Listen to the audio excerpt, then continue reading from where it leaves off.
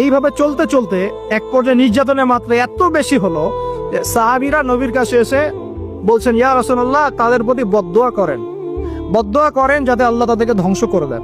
তখন নবীজি বলছেন, দেখো তোমরা খুব তাড়াহুড়া করছো, আমি তোমাদেরকে জানিয়ে দিচ্ছি আল্লাহ পাক এই দিন ইসলামকে মাশরিক মাগরিব পর্যন্ত পৌঁছে দিবেন।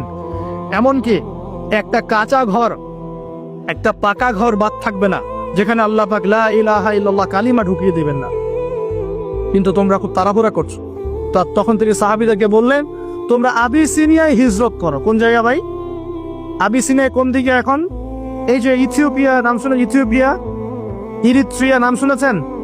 এই জায়গা ছিল আগে আবিসিনিয়া। সেখানে একজন বাদশা ছিলেন, তার নাম বাদশা নাজাশী। কি নাম? বাদশা নাজাশী। এবং তিনি কিন্তু খ্রিস্টান ছিলেন। এই সমকামীদের মতো খ্রিস্টান ছিলেন না, যারা ঈসা আলাইহিস সালামকে আল্লাহর সন্তান বলে এই রকম খ্রিস্টান ছিলেন না। তিনি একজন সৎ খ্রিস্টান ছিলেন। নবীজি নিজে বলেছেন যে বাদশা নাজাশীর দরবারে তোমরা যাও, সেখানে কোনো মানুষ জুলুমের শিকার হয় না। নবী স্টেটমেন্ট দিচ্ছেন তার সম্পর্কে। এমনকি এই ব্যক্তি যখন মারা গেছেন তখন আমাদের নবী তার গায়েবানা জানাজার নামাজও পড়িয়েছেন। চিন্তা করতে পারেন, ওইখানে জাফর রাদিয়াল্লাহু আনহু সাহাবীদেরকে নিয়ে হিজরত করেছেন এবং তারা সেখানে থাকতে লাগলেন, তাদের কোনো ক্ষতি হয়নি।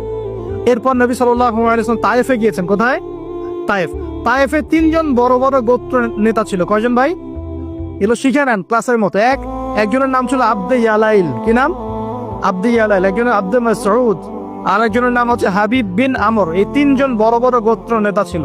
থাকে না কমিটির নেতা বড় বড়, এরকম 3টা নেতা। এরা যদি ইসলাম কবুল করতো তাহলে তায়েফবাসী সবার সাপোর্ট নবীজি পেতেন। কিন্তু এই 3জনের কেউই ইসলাম কবুল করে নাই, বরং তায়েফবাসীদের মধ্যে ছোট ছোট যুবকদেরকে লেলিয়ে দেওয়া হয়েছে নবীজিকে মারার জন্য। তারা নির্মম ভাবে আমাদের নবীকে আঘাত করেছে, পাথর দিয়ে আঘাত করেছে এবং দাড়ি মাথা ফেটে এই দিক দিয়ে রক্ত পড়তে পড়তে পায়ের জুতা পর্যন্ত আটকে গিয়েছিল। আমাদের নবী ইসলাম এমনি আসে নাই। আমরা তো ফ্রি ইসলাম পেয়েছি, বুঝতে পারি না ইসলাম কেমনে আসছে। কিন্তু বুঝতাম, সাহাবীরা তো দেখেছেন ইসলাম কিভাবে এসেছে, এই কারণে জীবন দিয়ে দিলেও ইসলাম থেকে সরতেন না। আমরা তো আসলে বুঝতে পারছি না ইসলাম কত কষ্ট করে এখানে আসছে। এবার নবী সাল্লাল্লাহু আলাইহি ওয়াসাল্লাম একটা আঙ্গুর বাগানে বসে একটা দোয়া করেছিলেন আল্লাহর কাছে। এটাকে মাজলুমের দোয়া বলা হয়।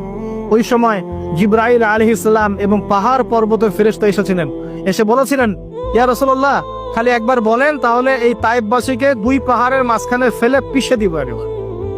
নবীজি বলছেন, বাল আরজু, বরং আমি এটা আশা করি আইয়ুখরিজাল্লাহু মিন আসলাবিহিম কওমান